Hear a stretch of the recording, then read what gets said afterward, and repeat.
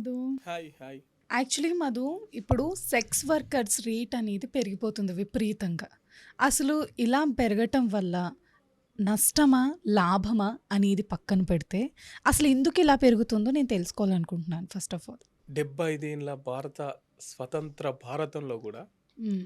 ఇంకా ఒళ్ళమ్ముకొని ఇంకా సెక్స్ మీద ఆధారపడి మనుషులు బతుకుతున్నారు. దీని గురించి మాట్లాడుకుంటున్నాం చూసినాం మనం. ఇంతకంటే దరిద్రమైంది ఇంకోటి ఉండదని నేను అనుకుంటున్నాను. first of కానీ all. తప్పదు మధు, ఎందుకంటే ఇది ప్రతి ఒక్కరికి తెలియాల్సిన విషయం.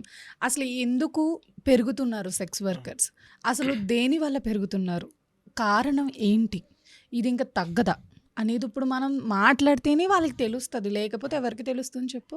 అయితే ఎట్లా పెరుగుతుంది, ఏమైంది అంటే ఇటీవల ఒక పిఎంపిఎస్సి అనే ఒక సంస్థ సర్వే చేసింది భారతదేశ వ్యాప్తంగా సెక్స్ వర్కర్లు ఎంతమంది ఉన్నారు, అసలు సెక్స్ ఈ రాకెట్ ఏంటి అని చెప్పేసి ఈ సంస్థ సర్వే చేసింది. మ్మ్. భారతదేశ వ్యాప్తంగా దగ్గర 9,95,499 మంది సెక్స్ వర్కర్లు ఉన్నారు మన భారతదేశంలో. 9 లక్షలు అంటే ఆల్మోస్ట్ 10 లక్షలు. మ్మ్. 10 లక్షల మంది సెక్స్ మీద ఆధారపడి బతుకుతున్నారు, సెక్స్ వర్క్ మీద ఆధారపడి బతుకుతున్నారు. మ్మ్. ఇందులో ఫస్ట్ వచ్చేసి కర్ణాటకలో 15.4% మంది సెక్స్ ఆధారంగానే బతుకుతున్నారు, మ్మ్. సెక్స్ దీన్ని సంబంధించే బతుకుతున్నారు. మ్మ్. సెకండ్ వచ్చేసి ఏపీ, ఆంధ్రప్రదేశ్, స్వర్ణ ఆంధ్రప్రదేశ్ అది ఇది అని చెప్పుకుంటారు కదా, అది సెక్స్ రాకెట్లో సెకండ్ స్థానంలో ఉంది. 12% మంది అక్కడ మహిళలు సెక్స్ మీద ఆధారపడి బతుకుతున్నారు. థర్డ్ ప్లేస్ వచ్చేసి మహారాష్ట్ర, 9.6% మంది సెక్స్ మీద ఆధారపడి బతుకుతున్నారు. తర్వాత వచ్చేసి ఢిల్లీ, మన దేశ రాజధాని. మ్మ్. దేశ రాజధాని ఢిల్లీలో 8.9% ఈ సెక్స్ రాకెట్ అనేది ఉంది. టాప్ 5 వచ్చేసి తెలంగాణలో బంగారు తెలంగాణ, మేము తెలంగాణ మా రాష్ట్రాన్ని మేము సాధించుకుంటున్నాం అని చెప్పి మాట్లాడుకుంటాం కదా, ఇప్పటికీ 8.9% సెక్స్ వర్కింగ్ ఇక్కడ జరుగుతున్నది. అయితే ఇవన్నీ గొప్పలు చెప్పుకునే రాష్ట్రాలే, అటు ఆంధ్ర కావచ్చు ఇటు తెలంగాణ కావచ్చు. ఇప్పటికీ ఒళ్ళమ్ముకొని బతకడం ఏంటి మహిళలు, వాళ్ళకి సరైన ఉపాధి ఉండదు, సరైన ఇప్పుడు దీని గురించి మనం తెలంగాణ గురించి ఇప్పుడు లైసెన్స్ ప్రొవైడ్ చేయాలి కదా, ఇది జరగాలంటే లైసెన్స్ ఈజీగా ఇచ్చేస్తున్నారా? ఈ లైసెన్స్ అంటే ఎట్లుంటాయంటే ఇవి ఇప్పుడు ఓయో రూమ్స్ ఉన్నాయి, మ్మ్. తర్వాత స్పా సెంటర్లని, తర్వాత మసాజ్ సెంటర్లని, తర్వాత లాడ్జ్లని, తర్వాత ఇట్లా కుప్పలుగా ఇప్పుడు పెరిగిపోయినాయి కదా. స్పా సెంటర్స్ లో, మసాజ్ సెంటర్స్ లో కూడా సెక్స్ జరుగుతుందా? కొంత శాతం ఈ పబ్బులు, ఈ బార్లు, లాడ్జులు ఇవన్నిట్లలో అదే కదా. మ్మ్. వాడు తాగిన తర్వాత నెక్స్ట్ ఏంటి, మసాజ్ అంటే ఏంటి, ఆబ్వియస్లీ. ఈ స్పా సెంటర్లు ఏంటి, ఈ పార్టీలు, రేవ్ పార్టీలు ఏంటి, ఇదంతా సెక్సే. ఇదంతా ఒక మహిళను మార్కెట్ చేసి ఒక మహిళను సెక్స్గా చూపెట్టి ఒక మహిళను సెక్స్గా వాడుకోవడం తప్ప ఇంకేముండదు ఇలా. ఇప్పటికీ ఈ దేశం ఎటు పోతుంది, ఈ రాష్ట్రం ఎటు పోతుంది. హైదరాబాద్ సచివాలయం పక్కన రోజు 8 దాటంగానే 10 గంటల దాకా 12 గంటల దాకా అక్కడ మహిళలు రోడ్డు మీద స్కార్ఫ్లు కట్టుకొని నిలబడతారు. దిల్సుఖ్ నగర్ మెట్రోల దగ్గర అక్కడ మహిళలు పొద్దటి పూటనే, మధ్యాహ్నం పూట కూడా కాలేజ్ అమ్మాయిలు, ఆంటీలు, వీళ్ళంతా అంటే దీన్ని 2 రకాలుగా చూడొచ్చు. ఒకటేమో నిజంగా ఈ వ్యవస్థలో తను బతకలేక శరీరం అమ్ముకుంటే కానీ బతకలేని పొజిషన్లో ఉన్న వాళ్ళు కొంతమంది ఉన్నారు. బయటికి వెళ్తే ఉద్యోగం లేక, ఉద్యోగం రాక, పని చేసుకోనికి, ఇదంతా ఒక రకమైతే ఇంకొకరేమో ఈజీ మనీకి అలవాటు పడ్డవాళ్ళు, ఈజీ మనీకి అలవాటు పడి ఇక్కడికి వచ్చే వాళ్ళు ఇంకొంతమంది. This is not at all easy Madhu. అసలు ఆడవాళ్ళు ఈజీ మనీకి ఎలా అలవాటు పడతారు అనుకుంటున్నాను. అండ్ లైక్ ఇప్పుడు వాళ్ళ సిచ్యువేషన్ డిమాండ్ చేసి అయ్యుండొచ్చు ఈ రేట్ పెరగటానికి. అండ్ ఇంకొకటి ఏంటంటే వాళ్ళ ఫ్యామిలీస్ ఉంటాయి కదా, family situations, financial issues. And ఇంకొకరు థర్డ్ కేసులో ఏముంటుందంటే వాళ్ళకి, అంటే నేను చెప్పేది అదే, రెండు వైపుల నుంచి మనం 2 కోణాలలో చూడాలి. ఒకరేమో ఈ వ్యవస్థలో అలాంటి వాళ్ళకి ఉపాధి కల్పిస్తే రేట్ అనేది తగ్గుతుంది. అదే నేను చెప్పేది. అంటే కాలేజ్ అమ్మాయిలు కూడా, కాలేజ్ అమ్మాయిలు కూడా, జాబ్ చేసే అమ్మాయిలు కూడా హ్మ్. పార్ట్ టైమ్‌గా సెక్స్ వర్క్‌ని ఎంచుకుంటున్నారు. పార్ట్ టైమ్‌గా పొద్దంతా పని చేస్తారు. నైట్ ఆడికొచ్చి నిలబడరు. సో, ఇదొక పార్ట్ టైమ్ అయితుంది. కొంతమందికి ఇదొకటేమో ఇదే జీవితం అయిపోతున్నది. ఎందుకంటే ఈ వ్యవస్థ అట్లా తయారయింది. ఈ వ్యవస్థలో మహిళలకు బతుకు లేదు. ఈ వ్యవస్థ ఒళ్ళమ్ముకుంటే గాని బతకలేనటువంటి పరిస్థితుల్లో ఇలా హ్మ్. మహిళలు ఉన్నారు. అంటే మనం ఈ వ్యవస్థ లోపం ఇంతకంటే దరిద్రంగా ఏముంటది చెప్పు ఇంకోటి? హ్మ్.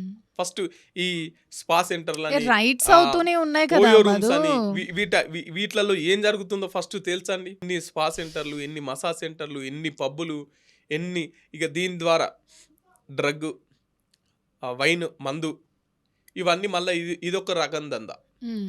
ఇవన్నీ దీని సుట్టే. ఇవన్నీ దీనికి అనుసంధానంగానే ప్యారలల్‌గా ఎళ్తుంటాయి ఇవన్నీ. వాళ్ళు ఇప్పుడు అక్కడ ఎందుకు నుంచుంటున్నారు అనుకుంటున్నావు నువ్వు? డబ్బుల కోసం.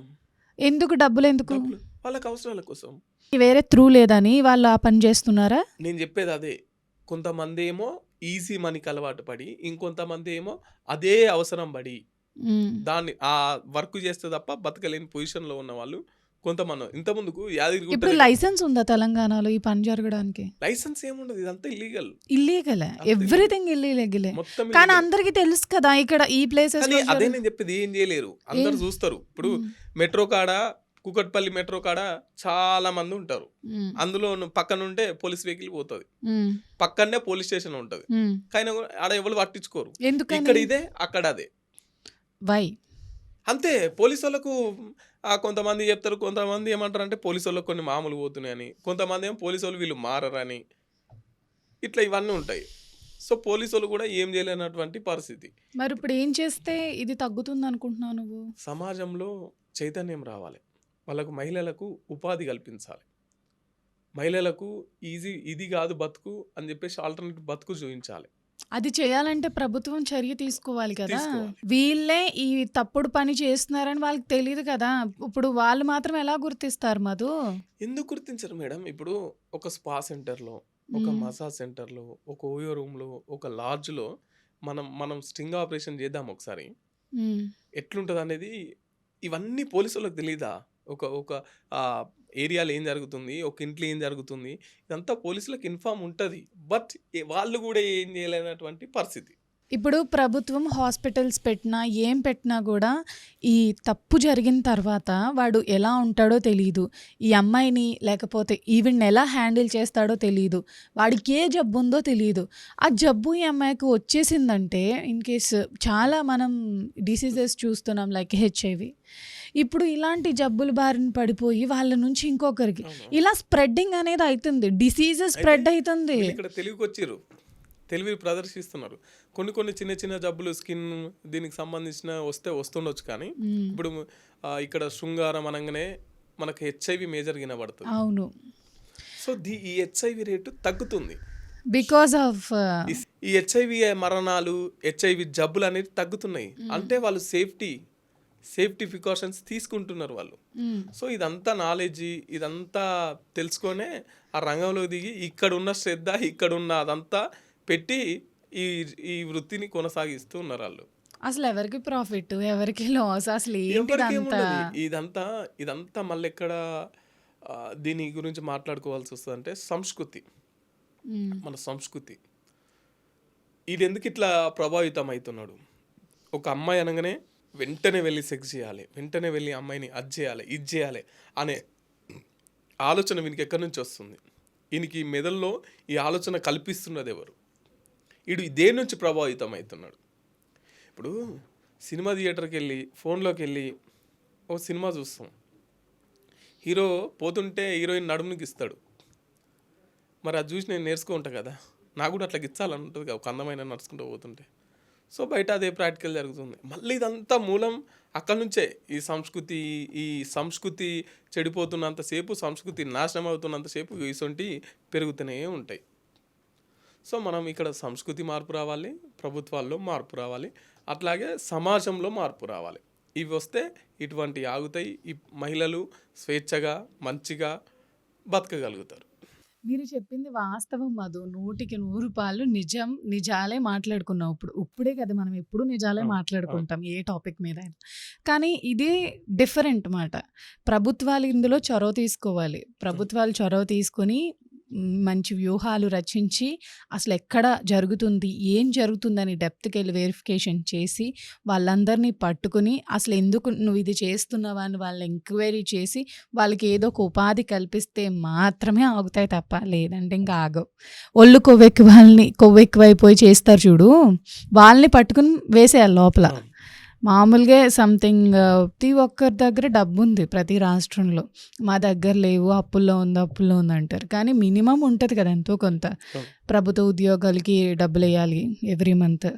అలాగే సంథింగ్ లైక్ దట్. ఏమీ ఉపాధి లేకుండా, అసలు ఇల్లు లేకుండా ఉన్న మహిళలు, బతకలేని స్థితిలో ఉన్న వాళ్ళని కూడా ప్రభుత్వం ఆదుకుంటే బావుంటుంది. Thank you Madhu. Thank you so thank you. Much. Thank you. ఇప్పుడు మనం మాట్లాడుకున్న టాపిక్ ఈజ్ వెరీ ఎఫెక్టివ్ సొసైటీకి. వాళ్ళు అర్థం చేసుకుంటే బావుంటుందని నేను అనుకుంటున్నాను. అలాగే ప్రభుత్వం కూడా ఇందులో చొరవ తీసుకుంటే బావుంటుంది అనుకుంటున్నాను. ఇది ఇవాల్టి అప్డేట్. మళ్ళీ ఇంకొక అప్డేట్‌తో మళ్ళీ నేను మీ ముందుకొచ్చేస్తాను. నమస్కారం.